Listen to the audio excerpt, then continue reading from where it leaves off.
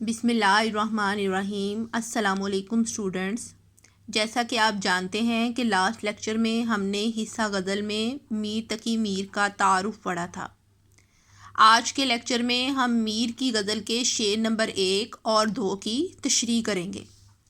شعر نمبر 1 ہے: ہستی اپنی حباب کی سی ہے، یہ نمائش سراب کی سی ہے۔ ہستی یہ زندگی، حباب پانی کا بلبلا یعنی عارضی، ہماری یہ زندگی عارضی ہے۔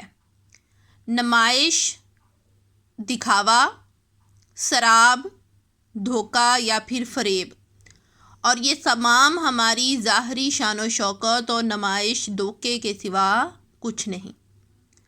مفہوم: انسان کی حقیقت ایک بلبلے جیسی ہے اور ظاہری شان و شوکت دکھاوے کے سوا کچھ نہیں۔ نیکسٹ تشریح: میر تقی میر کا شمار اردو ادب کے کلاسیکل شعراء میں ہوتا ہے۔ میر کی عظمت اور قدر و منزلت کو ہر زمانہ میں تسلیم کیا گیا۔ مثلاً غالب جیسے عظیم شاعر نے انہیں یوں خراج تحسین پیش کیا ہے کہ ریختہ کہ تم ہی استاد نہیں ہو غالب، کہتے ہیں کہ اگلے زمانے میں کوئی میر بھی تھا۔ تشریح طلب شعر کے پہلے مصرعے میں میر کہتے ہیں کہ یہ دنیا عارضی اور فانی ہے۔ یہاں انسانی زندگی کی حیثیت محض ایک بلبلے کی سی ہے۔ جس طرح پانی کی سطح پر بلبلا پل بھر کے لیے ظاہر ہوتا ہے، پھر فنا کی آغوش میں چلا جاتا ہے، بالکل اسی طرح موت کی گھڑی آ پہنچتی ہے۔ انسان کا ظاہری وقار اور شان و شوکت ایک لمحہ میں ختم ہو جاتا ہے۔ زیر تشریح شعر کے دوسرے مصرع میں میر تقی میر نے دنیاوی نمود و نمائش کو صحرا کی چمکنے والی ریت سے تشبیہ دی ہے جس پر پانی کا گمان ہوتا ہے، لیکن جوں ہی پانی پینے کے لیے مسافر قریب جاتے ہیں تو وہاں پانی کا نام و نشان بھی نہیں ہوتا۔ تب انہیں احساس ہوتا ہے کہ جسے وہ پانی سمجھ رہے تھے وہ محض دھوکہ ہے۔ اسی طرح انسانی زندگی اور دنیاوی شان و شوکت بھی عارضی اور لمحاتی ہیں۔ اسی حوالے سے شاعر کہتے ہیں: جو مر گیا سکندر تو کیا لے گیا جہاں سے، تھے دونوں ہاتھ خالی باہر کفن سے نکلے۔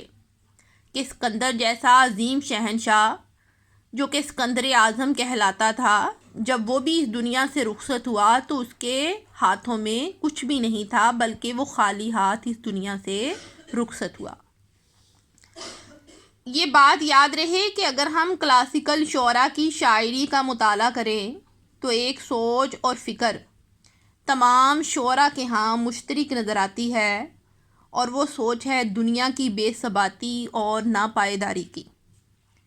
یہی سوچ میر کے اس شعر میں نظر آتی ہے۔ اس لیے انسان کو چاہیے کہ جو کام کرنا ہے جلدی کر لے اور نیک اعمال کے ذریعے توشہ آخرت تیار کر لے۔ اسی حوالے سے شاعر کہتے ہیں: ساتھ جائے گا تیرے ایک نور نیک اعمال کا، جمع جو کچھ بھی کیا تو نے یہیں رہ جائے گا۔ کہ آخرت میں اگر تمہارے ساتھ کوئی چیز جائے گی تو وہ تمہارے نیک اعمال کی روشنی ہوگی، اور دنیاوی سامان تم لوگوں نے جتنا بھی اس دنیا میں جمع کیا وہ اسی دنیا میں رہ جائے گا۔ شعر نمبر 2: نازکی اس کے لب کی کیا کہیے، پنکھڑی ایک گلاب کی سی ہے۔ نازکی نزاکت اس کے یعنی محبوب کے، لب ہونٹ، پنکھڑی گلاب کی پتی کی سی مانند۔ مفہوم: محبوب کے ہونٹوں کی نزاکت کے کیا ہی کہنے، بس یوں سمجھو ایک گلاب کی پتی ہے۔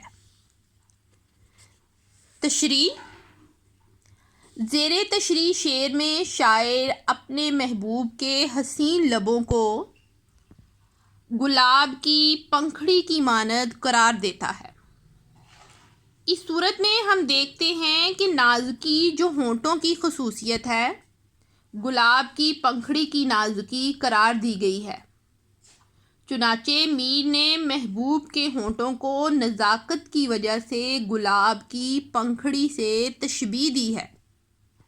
جس طرح گلاب کے پھول کی پنکھڑی نرم و نازک، ملائم اور سرخ رنگ کی ہوتی ہے، اسی طرح محبوب کے ہونٹ بھی نرم و ملائم اور سرخ ہیں۔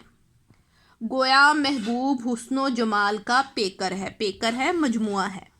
اسی حوالے سے شاعر کہتے ہیں، فلک یہ تو ہی بتا دے کہ حسن و خوبی میں زیادہ تر ہے تیرا چاند یا ہمارا چاند۔ یعنی شاعر آسمان سے پوچھ رہے ہیں کہ حسن و خوبی میں تیرا چاند زیادہ خوبصورت ہے یا ہمارا چاند یعنی ہمارا محبوب زیادہ خوبصورت ہے۔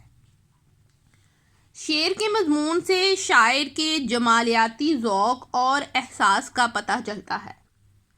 شاعر کو اپنے محبوب کے لبوں میں جو حسن، جمال اور رنگینی نظر آتی ہے، وہی مماثلت اسے گلاب کے حسن میں نظر آتی ہے۔ چونکہ شاعر معاشرے کا حساس اور ذہین فرد ہوتا ہے، اس لیے اس کی نظر انتخاب پھول پر پڑی اور بقول شاعر، یہ آب و تاب حسن یہ عالم شباب کا، تم ہو کہ ایک پھول کھلا ہے گلاب کا۔ آب و تاب حسن، حسن کا چمکنا، عالم کفیت، شباب جوانی کی۔ شاعر کہہ رہے ہیں کہ محبوب کا حسن اور جوانی جس آب و تاب سے چمک رہا ہے، ایسے لگ رہا ہے کہ یہ محبوب نہیں بلکہ گلاب کا ایک پھول کھلا ہوا ہے۔ اس کے ساتھ ہی ہمارا آج کا لیکچر اختتام پذیر ہوتا ہے۔ میں امید کرتی ہوں کہ آپ سب کو آج کے لیکچر کی سمجھ آ گئی ہوگی۔ کل تک کے لیے اللہ حافظ۔